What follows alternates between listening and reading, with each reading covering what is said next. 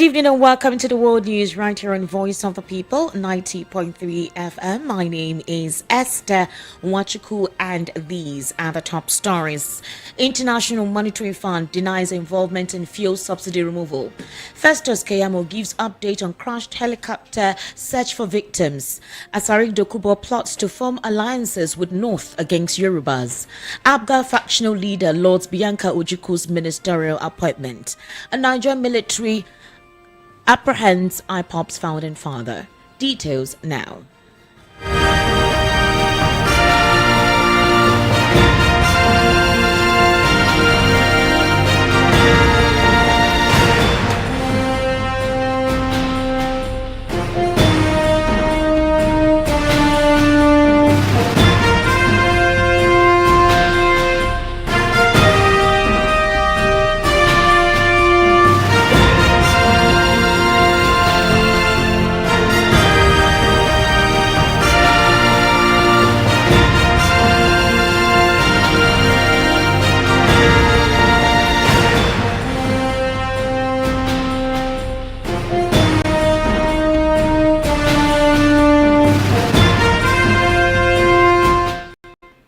Welcome back and thank you for staying with us. This is World News at 6. We'll begin with the International Monetary Fund officially stating that it did not influence Nigeria's decision to remove fuel subsidies, emphasizing that the move was independently decided by the Nigerian government. This clarification came amid widespread criticisms linking the IMF to recent economic policies in Nigeria, which have resulted in increased inflation and hardship for the populace.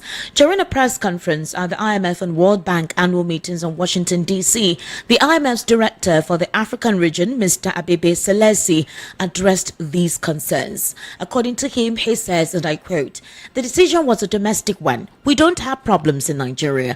Our role is limited to regular dialogue, as we have with other nations like Japan or the United Kingdom."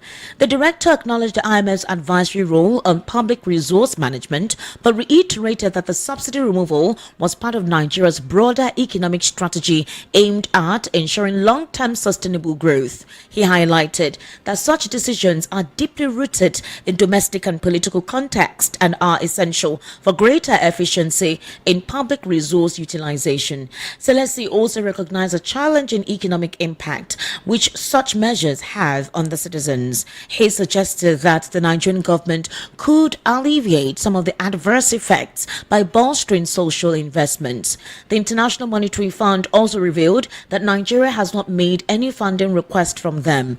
The IMF director said it is a right of every country that is in good standing with the organization to borrow and have access to the concessional financing that they provide, but there is no request for funding from Nigeria at the moment. In another development, the Minister of Aviation and Aerospace Development, Festus Keyamo, has provided updates on the search for the missing crew and passengers following the helicopter crash on Thursday.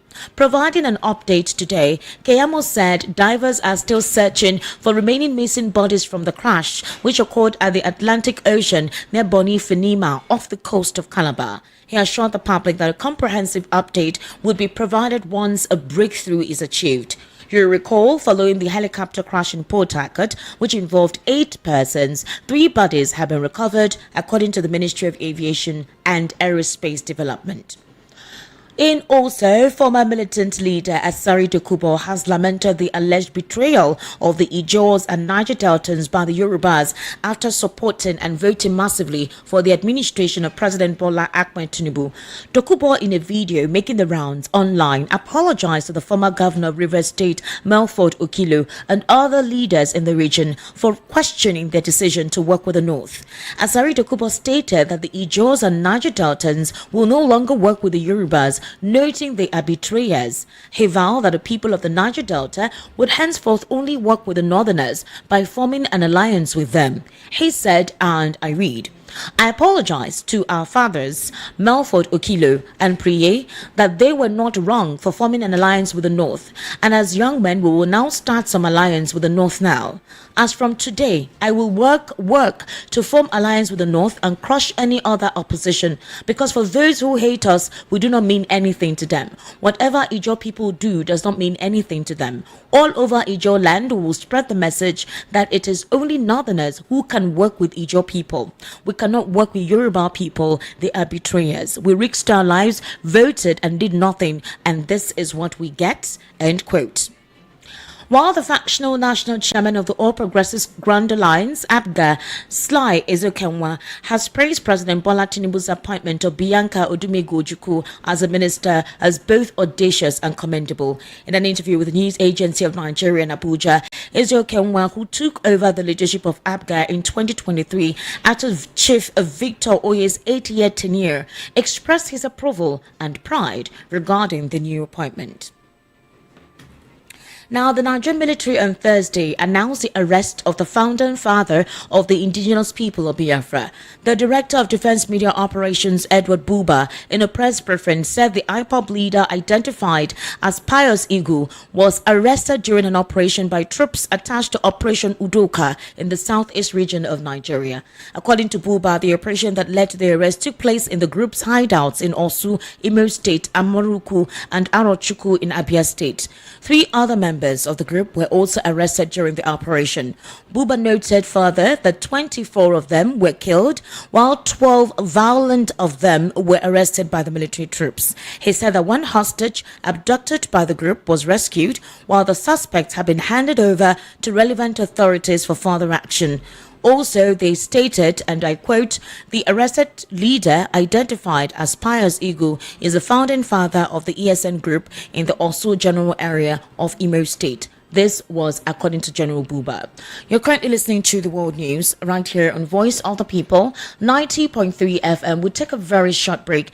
And of course, when we return, we'll head into a news analysis segment. This time, I'll be joined via the telephone with Barrister Fred Nzako, who will be giving us his insights into some of the stories that I just read out. Do kindly stay with us.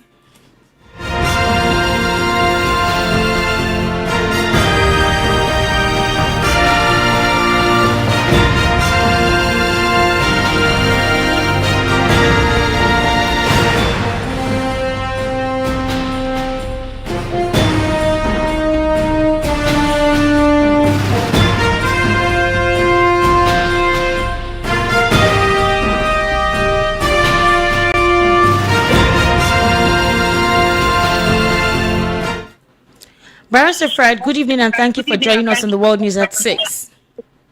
Thank you. Good evening. Good evening. Barrister Fred Nzako, let's start off with the recent capture of IPOB's founding father, that is by the Nigerian military, which was recently disclosed as of yesterday evening.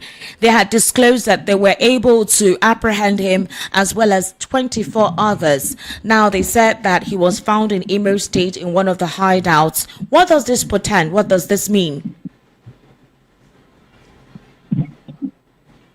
Barrister Fred. What did you say?